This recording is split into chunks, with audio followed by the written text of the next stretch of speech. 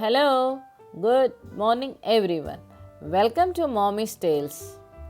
శీతాకాలం వచ్చేసింది. సాయంకాలం పూట చల్లగా ఉన్నప్పుడు వేడివేడిగా కమ్మగా ఏదన్నా తాగితే ఎలా ఉంటుందంటారు? అందుకనే మీకోసం simple and tasty pumpkin soup తీసుకొచ్చాను. ఒకసారి ఇలా కూడా ట్రై చేసి చూడకూడదు? పంకిన్ సూప్ తయారు చేయటానికి ఇలాంటి గుమ్మడికాయ అయినా తీసుకోవచ్చు, గ్రీన్ కలర్ గుమ్మడికాయ అయినా తీసుకోవచ్చు, బూడిద గుమ్మడికాయ అయినా తీసుకోవచ్చు, ఏదైనా పర్వాలేదండి. నాకు పంకిన్ సూప్ తయారు చేయటానికి 250 గ్రామ్స్ అయితే సరిపోతుంది. ఇది సుమారుగా 500 ఉంది. నేను సగం మాత్రమే వాడుతున్నాను.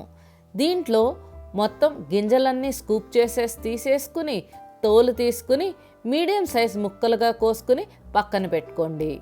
స్టవ్ మీద ప్రెషర్ కుక్కర్ పెట్టుకుని దాంట్లో ఇందాక కోసుకున్న పంకిన్ ముక్కల్ని ట్రాన్స్ఫర్ చేసుకోండి. దీంట్లో 3 నుంచి 4 చిన్న ఉల్లిపాయలు ముక్కలుగా కోసుకున్నవి వేసుకుని 2 కప్పులు నీళ్లు పోసుకుని 1 టేబుల్ స్పూన్ కళ్ళుప్పు వేసుకుని కుక్కర్ మూత పెట్టి 3 విజిల్ వరకు రానిచ్చి మెత్తగా ఉడకనిచ్చి చల్లారనివ్వండి. పంకిన్ ముక్కలు చల్లారే లోపల ఒక బాండీ తీసుకుని దాంట్లో 2 టేబుల్ స్పూన్లు సజ్జల పిండి వేసుకోండి. సజ్జల పిండి మీ ఇంట్లో లేకపోతే సజ్జల పిండి బదులు రాగి పిండి కానీ జొన్న పిండి కానీ ఏదైనా మిల్లెట్స్ పిండి మీ అనుకూలానికి తగ్గట్టు వాడుకోండి. సజ్జల పిండి వేడెక్కితే సరిపోతుందండి.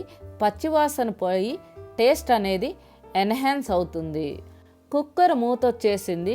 కుక్కర్ మూత తీసుకుని దాంట్లో ఉన్న వెజిటేబుల్స్ అన్నీ ఒక మిక్సీ జార్లోకి వేసుకుని దాంట్లో గుప్పిడంత పుదీనా ఆకు కూడా వేసుకుని ఫైన్గా పేస్ట్ చేసుకుని పక్కన పెట్టుకోండి.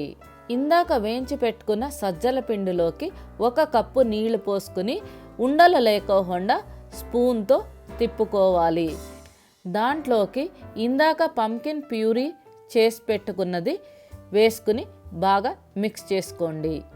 ఇందాక పంకిన్ ముక్కలు వండుకున్న మిగిలిన నీళ్ళల్లోనే ఈ ప్యూరీని కూడా వేసుకోవాలి.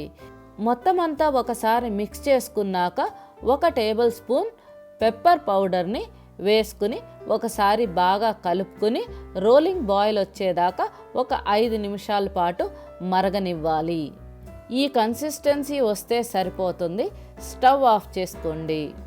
స్టవ్ మీద బాండీ పెట్టుకుని దాంట్లో 1 టేబుల్ స్పూన్ నెయ్యి వేసుకుని 1/2 టీ స్పూన్ వాము, 1/2 టీ స్పూన్ జీలకర్ర, ఒక 10 వెల్లుల్లి రెబ్బలు సన్నగా తరుక్కుని వేసుకుని 2 నిమిషాల పాటు దోరగా వేయించుకోండి. వేయించుకునేటప్పుడు మీకు వాము జీలకర్ర కమ్మటి సువాసన వస్తుంది. వాము జీలకర్ర వేయటం వల్ల మీకు డైజెషన్కి బాగా హెల్ప్ అవుతుంది. వాము జీలకర్ర వేగిపోయింది.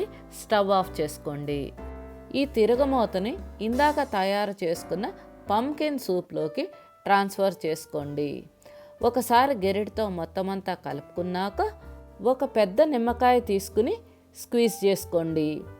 టేస్ట్ అనేది చెక్ చేసుకున్నాక కొత్తిమీరతో గార్నిషన్ చేసుకుని సర్వింగ్ బౌల్లోకి ట్రాన్స్ఫర్ చేసుకోండి. Simple, tasty, healthy, winter special pumpkin soup ready. I hope you like this video. See you in the next video. Until then, bye-bye.